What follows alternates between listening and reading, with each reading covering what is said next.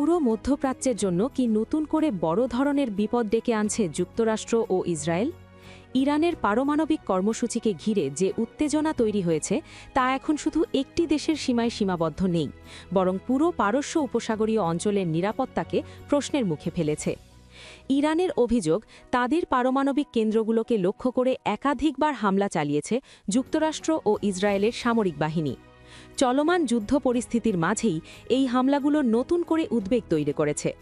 তবে প্রশ্ন হচ্ছে, এসব হামলায় ইরানের কতটা ক্ষতি হয়েছে, নাকি উল্টো নিজেরাই ঝুঁকির মধ্যে পড়ছে যুক্তরাষ্ট্র ও ইসরায়েল? দীর্ঘদিন ধরেই যুক্তরাষ্ট্র ও ইসরায়েল অভিযোগ করে আসছে যে ইরান গোপনে পারমাণবিক অস্ত্র তৈরি করছে, কিন্তু এই দাবির পক্ষে দৃশ্যমান ও নির্ভরযোগ্য প্রমাণ খুব একটা প্রকাশ করতে পারেনি তারা। অন্যদিকে ইরান বরাবরই দাবি করে এসেছে তাদের পারমাণবিক কর্মসূচি সম্পূর্ণ শান্তিপূর্ণ এবং বেসামরিক উদ্দেশ্যে পরিচালিত। যুদ্ধের এই উত্তপ্ত পরিস্থিতিতে মার্কিন প্রেসিডেন্ট ডোনাল্ড ট্রাম্প একাধিকবার দাবি করেছেন ইরানের ক্ষেপণাস্ত্র ভাণ্ডার এবং পারমাণবিক কর্মসূচি প্রায় সম্পূর্ণ ধ্বংস করে দেওয়া হয়েছে, কিন্তু বাস্তব চিত্র ভিন্ন ইঙ্গিত দিচ্ছে।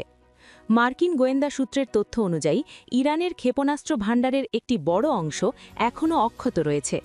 এমনকি ইরানের ক্রুজ ক্ষেপণাস্ত্র সক্ষমতা এখনও এতটাই শক্তিশালী যে তা যুক্তরাষ্ট্রের অত্যাধুনিক বিমানবাহী রণতরীকেও হুমকির মুখে ফেলতে পারে। এদিকে ইরানের বুশেহর পারমাণবিক কেন্দ্রকে লক্ষ্য করে একাধিক দফায় হামলার ঘটনা আন্তর্জাতিক অঙ্গনে ব্যাপক প্রতিক্রিয়া তৈরি করেছে।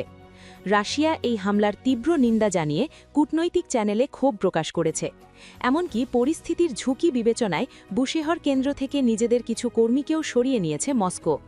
তবে এত সব হামলার পরও ইরানের পারমাণবিক সক্ষমতা পুরোপুরি ধ্বংস করতে পারেনি যুক্তরাষ্ট্র ও ইসরায়েল।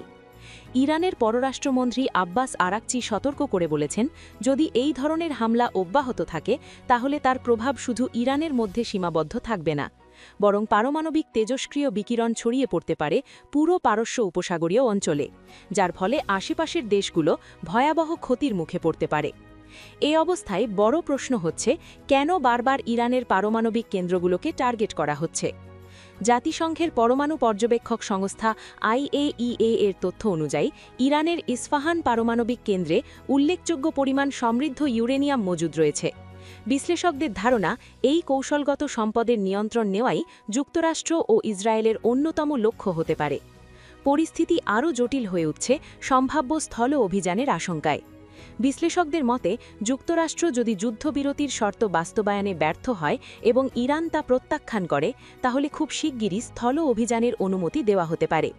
তবে প্রশ্ন হচ্ছে, যুক্তরাষ্ট্র যদি সরাসরি স্থল অভিযানে যায় তাহলে ইরানের প্রতিক্রিয়া কেমন হতে পারে? আন্তর্জাতিক বিভিন্ন সূত্রে দাবি করা হচ্ছে, যুদ্ধস্থলে গড়ালে ইরানের পাশে দাঁড়াতে প্রস্তুত রয়েছে রাশিয়ার চেচেন বাহিনী। একই সঙ্গে ইরান নিজেও বড় ধরনের সামরিক প্রস্তুতি নিয়ে রেখেছে, যেখানে বিপুল সংখ্যক সেনা মোতায়েনের সক্ষমতা রয়েছে বলে জানা যাচ্ছে। সব মিলিয়ে মধ্যপ্রাচ্যের পরিস্থিতি এখন অত্যন্ত সংবেদনশীল।